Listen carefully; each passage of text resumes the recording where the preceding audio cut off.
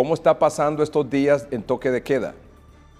Trabajando en unos protocolos de manejo de casos leves, moderados y severos de COVID-19 que estamos elaborando con la Sociedad Hondureña de Enfermedades Infecciosas. ¿Podría explicarnos un poquito sobre eso, si es tan amable, por favor? Si se puede, por supuesto. Claro, sí, mire, nosotros como Sociedad Hondureña de Enfermedades Infecciosas creemos que esa es una sociedad que agrupa a los infectólogos de niños, de adultos y además epidemiólogos relacionados con este tema. Creemos que es importante hacer una contribución pudiendo hacer unas guías de manejo que vamos a poner posteriormente a la orden de la Secretaría de Salud, por supuesto, ¿verdad? Estamos trabajando con esto prácticamente la parte de la semana anterior y esta semana, ya a punto de terminar el protocolo de manejo. ¿Este protocolo de manejo en qué consiste? Me refiero ya en los pacientes ya confirmados y algunos que se encuentran en su domicilio y otros que se encuentran en los hospitales. ¿Y cómo abordarlos? Exactamente, o sea, cómo detectarlos, cómo abordarlos, cómo manejar los casos leves, cómo manejar los casos moderados, cómo manejar los casos severos, cómo darle seguimiento a estos pacientes, tomando en cuenta las recomendaciones de la OMS, del CDC, la literatura médica internacional y las recomendaciones vigentes en este momento en el mundo, en China, en Europa y en todos los países afectados por esta pandemia. Tenemos 30 casos confirmados, la mayoría son mujeres y 7 son mayores de 60 años. ¿Qué le dice eso a usted? Eso me dice que esa es la punta del iceberg y que tienen que haber muchos casos más que probablemente se van a ir detectando en los próximos días. ¿Qué significa esto? Que tenemos que tomar todas las medidas de precaución que se han estado hablando.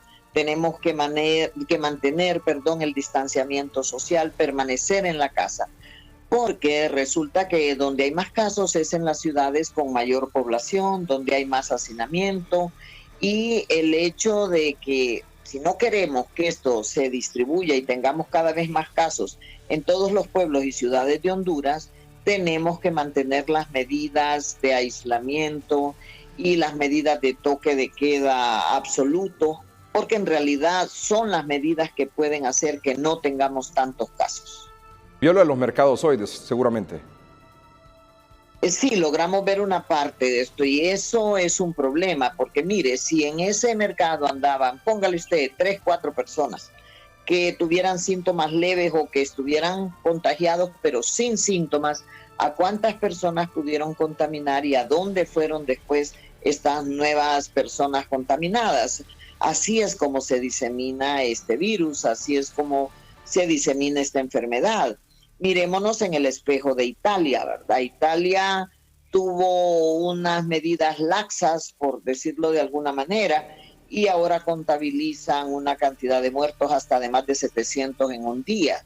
Entonces, si nosotros queremos parecernos a Singapur, parecernos a Corea del Sur, tenemos que hacer caso con las medidas de aislamiento social y de mantenernos en casa, porque si yo no entro en contacto con alguien que tiene el virus, no me voy a infectar. Así de simple.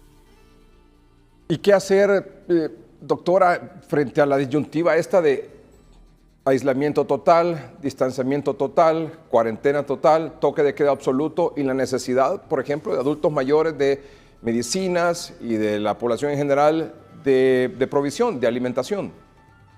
Pues una sugerencia respetuosa sería que el gobierno se encargue de enviar a los lugares donde hay ciudadanos de tercera edad con enfermedades que se han quedado sin medicamentos, proveerles de medicamentos ahí. Si la persona no puede ir al hospital o al centro de salud, que el centro de salud le envíe el medicamento a donde él vive.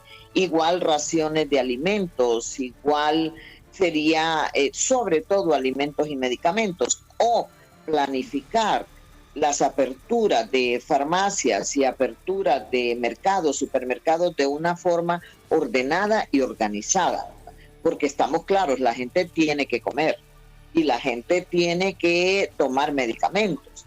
Y si usted no le da de comer a la población, corre el riesgo que de repente ocurran saqueos de supermercados, mercaditos, etcétera.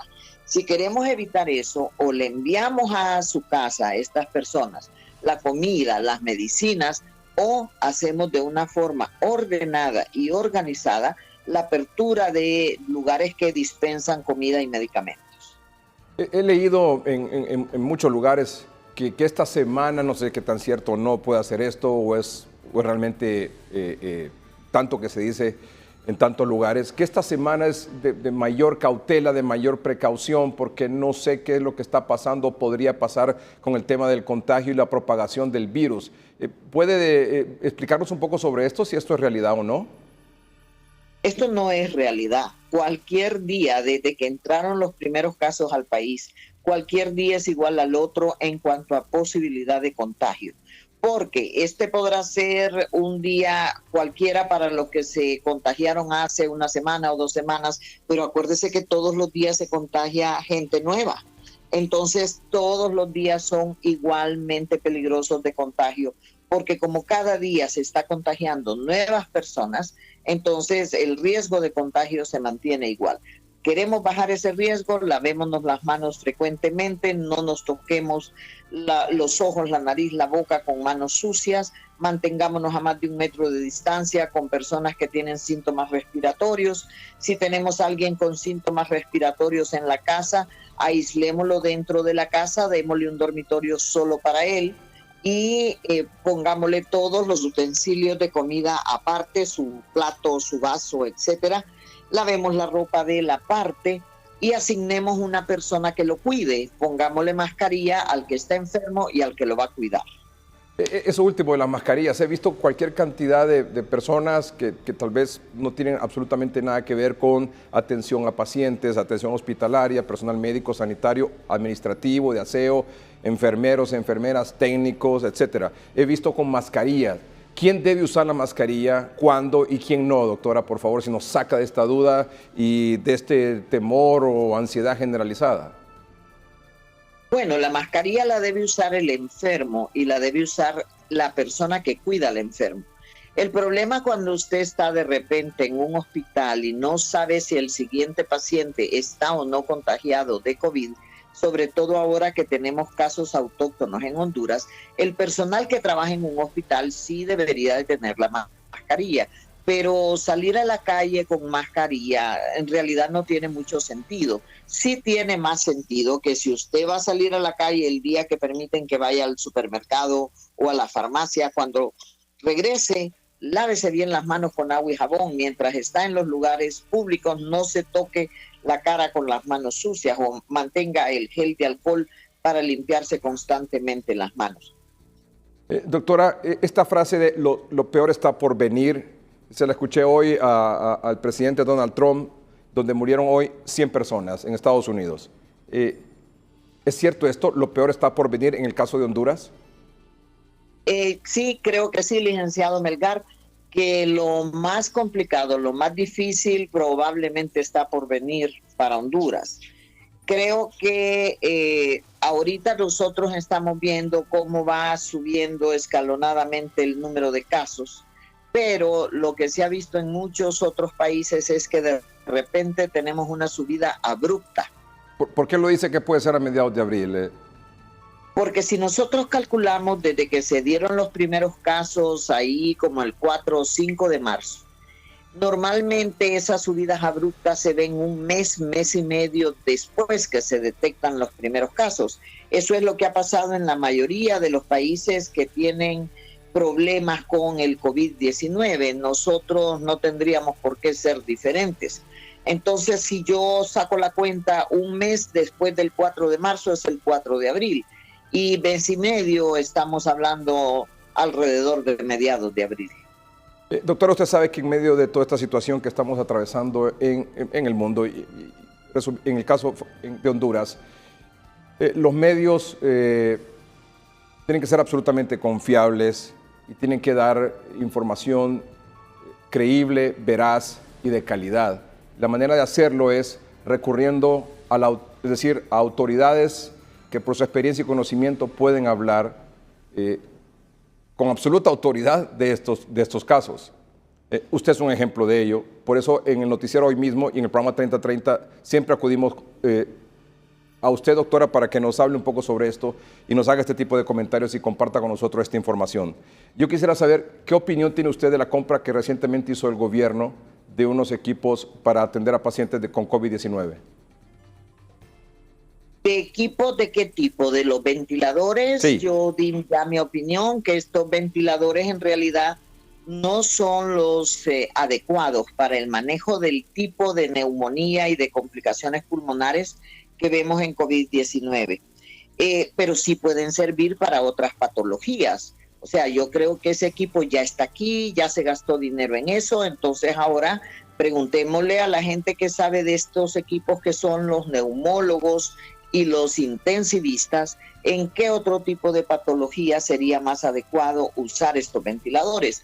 Sé que se podrían utilizar en traslado de pacientes de una ciudad a otra o de un hospital a otro, o dentro de un hospital de la unidad de cuidados intensivos al tomógrafo, pero también se pueden usar en otro tipo de patología pulmonar. O sea, hay que sacarle provecho al equipo que vino, pero los ventiladores que se prefieren porque funcionan mejor en casos de COVID-19 no son los adquiridos en este momento en el país.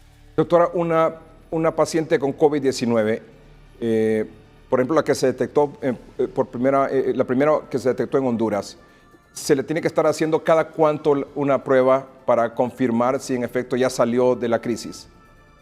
Lo ideal es hacerla 2 semanas después de que se ha recuperado. ¿Cómo sabe uno que el paciente se recuperó? En primer lugar, desaparecen los síntomas clínicos. En segundo lugar, debe negativizar la prueba. Pero hay ya varios reportes en la literatura, en China, en algunos otros países, que pacientes que tuvieron 2 pruebas negativas quedaron sin síntomas. Aproximadamente 10 días, 2 semanas después, cuando se les hicieron pruebas de control, volvieron a positivizar. Es una minoría, una pequeña cantidad de casos, pero ya está documentado. En base a eso, yo diría que, por ejemplo, esta persona, aproximadamente 2 semanas después de haberse recuperado completamente de sus síntomas, sería interesante hacerle otra prueba de reacción de polimerasa en cadena, a ver si no ha positivizado nuevamente. Pero para tener una garantía o una certeza que está libre de COVID-19, no es si ya no presenta los síntomas, sino que la prueba, hay que hacerle una última prueba o varias pruebas para que en efecto diga es negativo. Sí, normalmente cuando desaparecen los síntomas, si está hospitalizada la persona, antes de mandarlo a su casa, debe de tener al menos 2 pruebas negativas antes de mandarlo a la casa. Se hace una prueba hoy, por ejemplo, y luego otra pasado mañana. Si tenemos esas 2 negativas, puede irse a su casa. Pero estando en la casa, 2 semanas después, se puede repetir otra vez la prueba para ver si no ha positivizado. ¿Por qué? Por los casos que se han reportado en donde positivizan algunos pacientes después de haber tenido pruebas negativas y estar sin síntomas. Sin embargo, eso depende mucho también de los recursos que cada país tenga. Si nosotros tenemos pocas pruebas confirmatorias de reacción de polimerasa en cadena, probablemente va a ser más importante utilizarlas en los casos nuevos y en los casos que están más complicados. ¿Qué mensaje nos deja esta noche, doctora? El mensaje es: mantengámonos en nuestras casas, reforcemos las medidas de seguridad.